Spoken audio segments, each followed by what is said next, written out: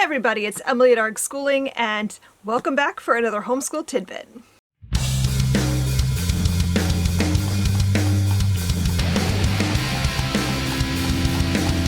Welcome to Build Your Library's Homeschool Tidbits, Episode 4, Living Book Recommendations. In this new weekly video series, I will delve briefly into a homeschool topic, and I'll share some of my knowledge as a homeschooling mother of 4 children, 3 of whom have graduated. Today I'll be accompanied by Frank Booten, the mug my children named. Over the past 2 weeks, we've talked about the definition of a living book, and I've given you some tips about how to use living books in your homeschool.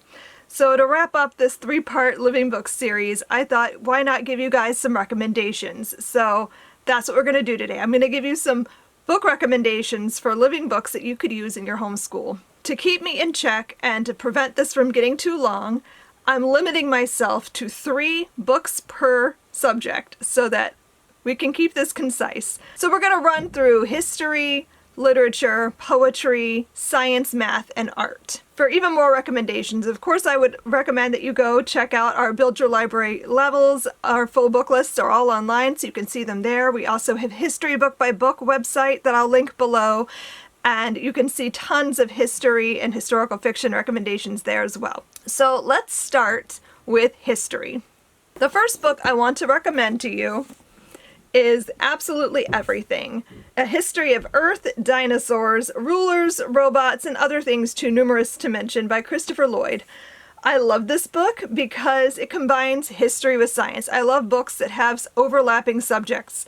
I just think that's a great way to learn. It's sort of a greatest hits of history and science because it's only 352 pages, so you're not going to get every single detail, but it touches on things in a really interesting way. It is illustrated, so you get lots of great illustrations. This covers the Big Bang through modern day, which is quite the undertaking in such a short book. So it's not the most comprehensive text, but the author does a wonderful job of introducing big ideas and whetting your appetite to learn more. Next, I want to tell you about a book I could not find on my shelves, so I'll put a picture here for you, and that is Mesmerized: How Ben Franklin Solved a Mystery That Baffled All of France, and this is by Mara Rockcliffe. This is a fantastic piece of nonfiction, blending history and science again, and this is telling the story of when Ben Franklin visited France, and he used a scientific method to disprove the enigmatic Dr. Mesmer's magic. And this one introduces young learners not only to Benjamin Franklin, but also to the scientific method and critical thinking. And then I want to tell you about Displacement by Kiku Hughes. I recently read this one. I think I read this a few months back, and I loved it. In fact, this was one of my top 10 books of 2021. This graphic novel does one of my very favorite things. It's adding an element of fantasy to a historical story. This is also a sort of memoir, as the author is experiencing her grandmother's time in the Japanese internment camps in the 1940s.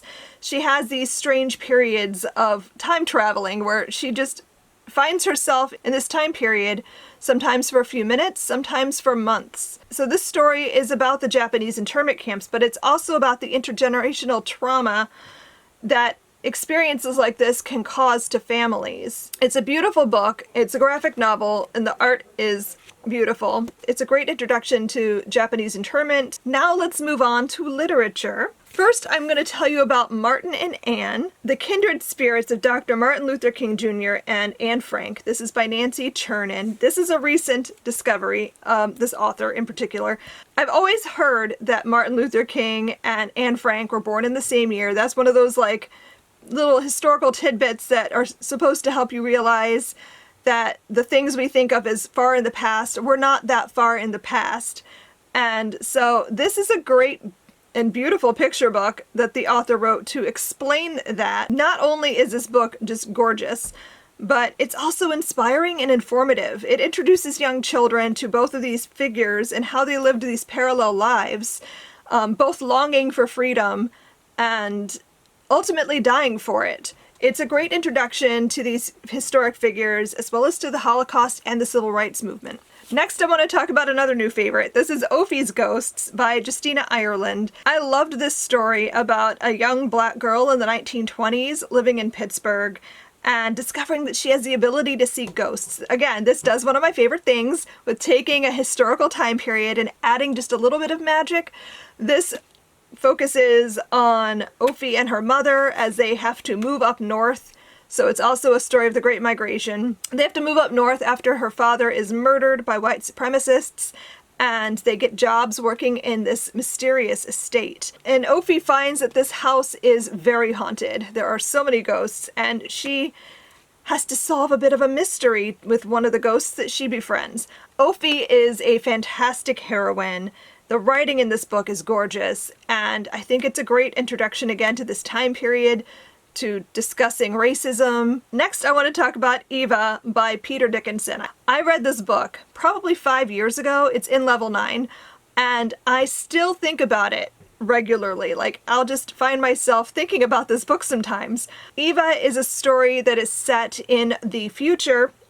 We don't know how far ahead it is, in which much of the natural world is gone, and most of the natural life on the planet is only what they have left in zoos. Humans are still studying chimpanzees, and they have several in captivity. When Eva's in a terrible accident and her body is pretty much completely broken, her parents make a decision for her that will have some interesting ramifications. This story makes for some really great discussion.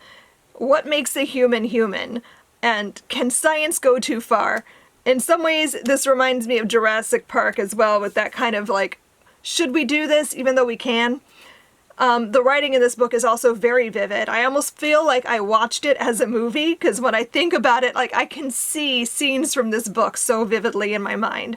Now let's move on to poetry. The first series I want to talk about, see, I'm cheating a little bit here by giving you guys a series, and I'll do this again later, but I want to recommend the Poetry for Young People series. This series is great because it introduces children to a poet and all of their works, and it gives you a biography about the poet so you can learn a little bit about their lives, but you also get a really good feel for their voice and how they wrote. And I think this is a great way to learn about a specific poet and sort of get a feel for their style. We've read several of these and loved all of them. Next up, I want to recommend Why Poetry by Matthew Zapruder.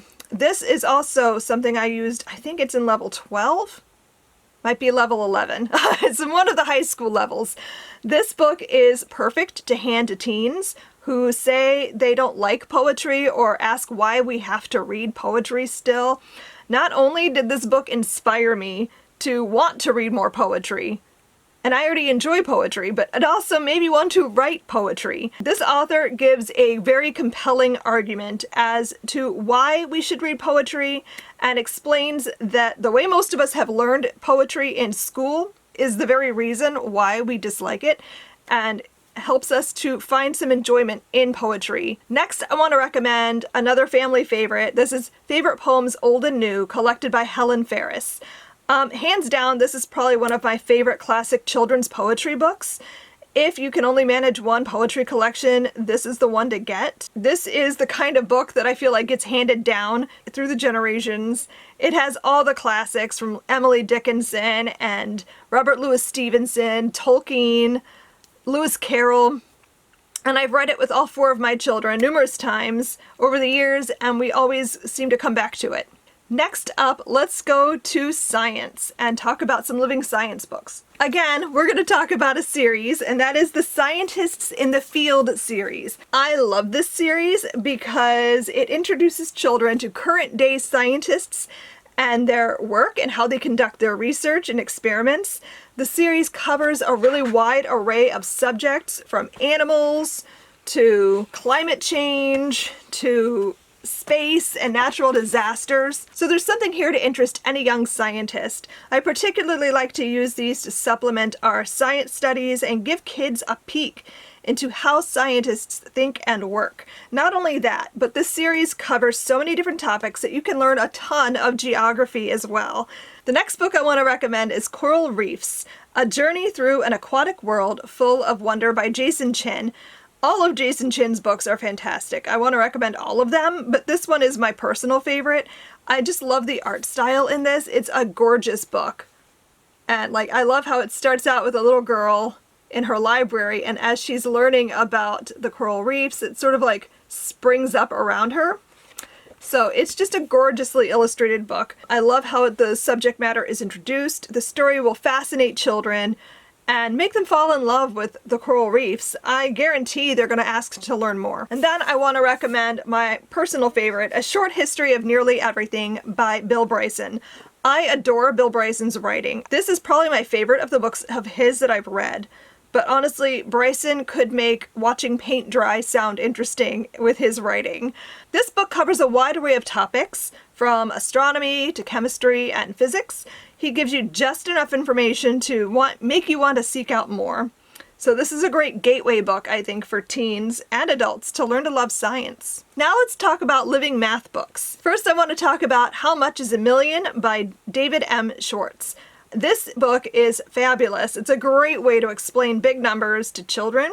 The illustrations make this book a lot of fun and add quite a bit to the story. And while this book is aimed at younger children, I think it can be a great tool for all ages to better understand the difference between a million and a billion. Like, there's a huge difference between those numbers, but it's easy to think that they're pretty close together. They're not. Another series I want to recommend, the Math Start series by Stuart J. Murphy.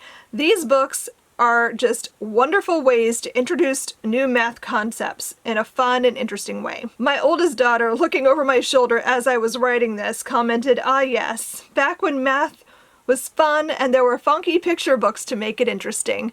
That is the most Sarah quote I think I could give you guys.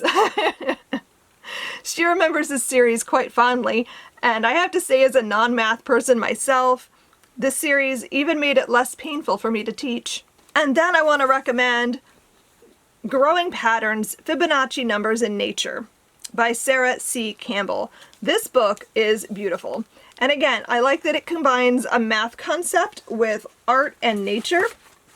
You can see this is beautifully, beautifully illustrated with photography. So you get a lot of great information, but you also get some really great pictures to go along with it. This also appeals to a wide age range, and that's one of the things I particularly love about living math books in general. They can work across quite a lot of grade levels to make math inspiring and interesting. And finally, we're going to delve into art. First, let's talk about Why is Art Full of Naked People by Susie Hodges. I love all of Susie Hodges' books. And I won't lie, I bought this one just because of the title. I thought it was very clever and funny, and I wanted to know what kind of questions she'd talked about in this book as well. This is a fantastic introduction to art history and art movements. It explains how to look at art and why artists do what they do. It's one of my youngest daughter's favorite art books as well. I love it so much I included it in Build Your Libraries level 1 through 4. Next, I want to talk about a family favorite again, The Art Lesson by Tommy DePaola. This is one of our absolute favorite books, and we were lucky enough to get to have it signed, personalized to us by Tommy DePaola just a year before he passed. This is a story about how his family encouraged him to become an artist. This book encouraged 3 of my 4 children as well to become artists. It's a beautiful story about how we can embrace our children's passions and inspire them to learn and grow. And then finally, I want to recommend Vincent's Starry Night and Other Stories, A Children's History of Art, and this is by Michael Bird. This has been in our morning basket for years, and we just keep coming back to it over and over again. The author introduces children to art history through stories about pieces of art and the artists that created them. From cave paintings to present day, this is a gorgeous book to include in your art history studies. So this wraps up our discussion of living books. I hope you found it informative and inspiring. Next week, we'll be discussing another tenet of Charlotte Mason's homeschool methodology that ties right into living books as well, and that is narration. Until then, happy reading. Bye.